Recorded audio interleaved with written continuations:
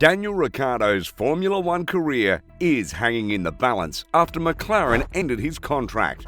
As expected, the Australian is unhappy about the situation. But how will he respond, and what does the future hold for his racing career? Let's find out.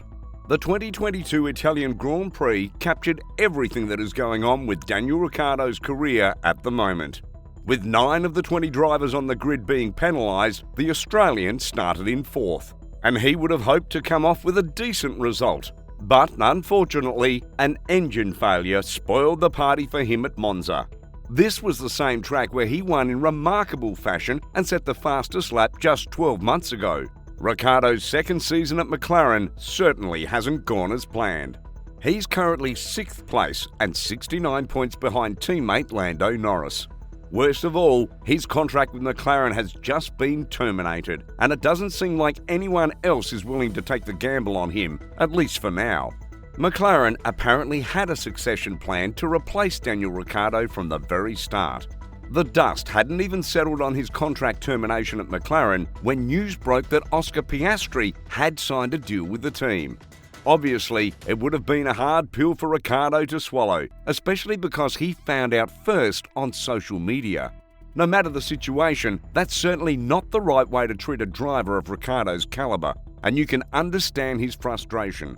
Normally, Daniel Ricciardo is a happy fella and seems to always have a smile etched on his face. But Sky Sport F1 analyst Martin Brundle described the Australian as a broken man at the Belgium Grand Prix. According to rumours, McLaren have a compensation package for Daniel Ricciardo worth between $10 to $20 million. But would that be enough to buy back his confidence and his infectious smile? Perhaps not. Based on the rumours, Daniel Ricciardo is keen to remain in F1, and the driver himself has confirmed this policy. During the event at Spa, Ricciardo was bumped up to 7th place after grid penalties were handed out to several drivers, including Ricciardo's teammate Landa Norris, who was knocked down to 17th. But surprisingly, Landa Norris raced his way up to 12th, and Ricciardo dropped 8 places to finish 15th. But we cannot blame Ricciardo for performance or the result. For most of the race, the 33-year-old had to drive around the circuit with an old rear wing fitted to his car. This resulted in a loss of pace because the rear wings were relatively heavier than the current standard, and that affected the performance. "I'm not enjoying watching Daniel," Martin Brundle said. "It's painful, isn't it? I consider him a friend and I rate him massively as a person and a racing driver. If I was McLaren, I would have done the same thing because he's struggling to get pace, and you can't take that for another 18 months. I would have done exactly the same thing." Current Red Bull boss Christian Horner also expressed sympathy for the Australian. "It's just very sad," Horner said. "Obviously, I'm not close to it. I've spoken to Daniel a little bit. I don't recognise him as the same driver as when he was with us. He's one of the best guys out there. He's definitely got that capability. His confidence has been zapped. We're used to seeing him on the podium doing shoeies, messing around with that big smile, and we don't see any of that anymore." Continuing his assessment of the situation, Horner said, "I hope for him that he finds an opportunity to further his career, because I think Formula One is better off having him in the championship than not." Ricciardo raced for 5 years under Horner at Red Bull before leaving for Renault in 2019 due to what he calls a lack of stability. Interestingly, those 5 years at Red Bull represented some of the best periods of his racing career. During his stint there, the Australian scored 7 wins and stood on the podium 29 times. Clearly, Ricciardo hasn't been the same driver since he left, and his former boss Christian Horner remains a big fan of the Australian and wants him to remain in Formula One. But there's very little he can do about it. With Sergio Perez signing a new deal earlier this season, there's definitely no space for Ricciardo to fit in at Red Bull, at least in the short term. And even if there was, McLaren CEO Zak Brown doesn't want Ricciardo to race for another F1 team. In fact, reports say McLaren wanted to keep the Australian within their racing family and offered him a chance to race for them in their IndyCar team. This was later confirmed by McLaren CEO Zak Brown. "Yes, we spoke about that," Brown said while speaking to Motorsport. He's an exceptional racing driver, and any team that he drives for is so privileged to have Daniel drive for them. And we do have a variety of racing activities, but that being said, he's very focused on Formula One. We all know Daniel Ricciardo has strong ties with racing in the United States. He is a big fan of NASCAR, so perhaps racing for the Arrow McLaren SP team in IndyCar may not be a bad idea after all.